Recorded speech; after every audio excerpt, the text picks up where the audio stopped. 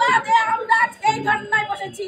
আপনারা যতক্ষণ না আশ্বস্ত করবেন, উপর থেকে যতক্ষণ না আপনারা আমাদেরকে আশ্বস্ত করবেন, ততক্ষণ আমরা এখানে ধর্না করব।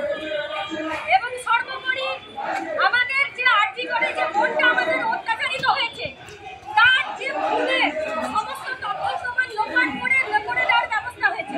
শুধুমাত্র একটা ডাক্তার হত্যার বিষয় নয়, আজকে যে মহিলা থানা আছে, সে মহিলা থানার মধ্যেও কিন্তু কিছু মহিলা আছে। তুই এখানে ধর, তুই এখানটায় ধর, আমি বাইরে যাচ্ছি।